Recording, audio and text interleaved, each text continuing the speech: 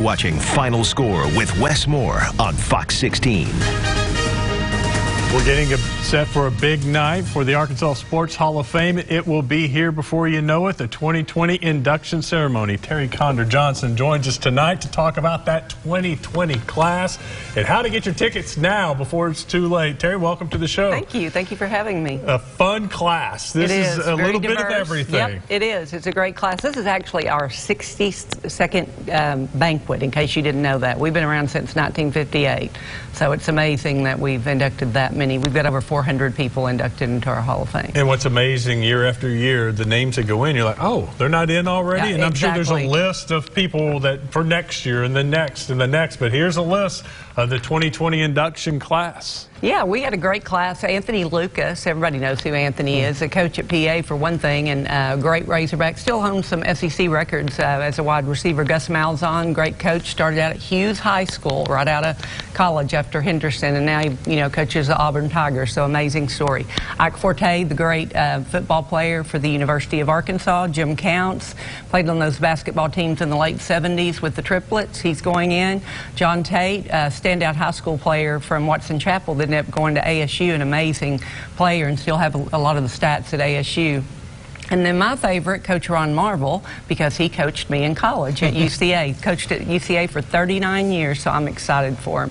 And then Veronica Campbell-Brown, international track star. She has 5 Olympic medals and all kinds of other awards internationally. Just an amazing group. Your best Ron Marvel story?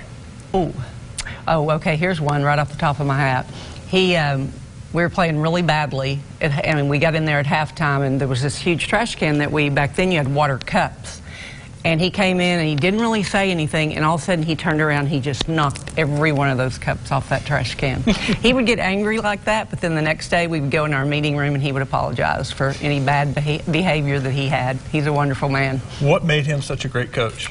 Well, he's a fundamentalist. He graduated from the College of Ozarks, was a great high school player, but didn't play in college, but he just taught the fundamentals, and he knew how to take good players and get the best out of them. He was really good at doing that. And he molded great women. I mean, yes. You're a prime example. Well, thank you. I appreciate that. Yeah, we've had doctors, lawyers, a lot of coaches, but some really high-character people. It's always cool to see the night these people get inducted, all the people that come to support them, and I got to think there's a lot of your former teammates that are coming for this. They'll be sitting at my table, and one thing Coach Marvel said that has been the best thing about this experience so far is he's had so many former players reach out to him and tell him what he meant to them and what a father figure he was. So just the banquet, even beyond that, it just brings people together. Arkansas is, the University of Arkansas, known for track and field, not just in this state, but all over the country, all over the world. Veronica Campbell-Brown and all those medals, what does she mean to this state and to this Hall of Fame class? Well, I would say internationally, and of course I would have to go back and look at all the records, she's probably internationally the biggest star that we've inducted when you have 5 Olympic medals, and then she's competed in all of these other types, like she represents Jamaica and different, venues that she goes to, and she's won countless medals. She started winning them as a junior in high school. I think it's great, starting back at the top of our list with Anthony Lucas, that he's going in and now being remembered for a younger generation as a great football player. A lot of people know Coach Lucas from different things, different sports now, and what he does with kids, but a lot of those kids don't know how great of a football player he was. I agree. I don't think they do, because we tend to put people in when they get a little bit older. Not that Anthony is old by any means, but we want to see if Anthony's watching that. But we want to make sure their character aligns with their ability. So that's why but Anthony's still young, but yeah, he's a great guy. You've never met anybody that didn't love him. Well, that's the thing. When you think of Anthony Lucas, the first thing that comes even to my mind, and I know Anthony is from his playing days, is what a great person. I know. Exactly. But sometimes being such a great person overshadows. He was a great football player. He was. Like I said, he still high up in the categories in the SEC. Just unbelievable. So several football players. The basketball player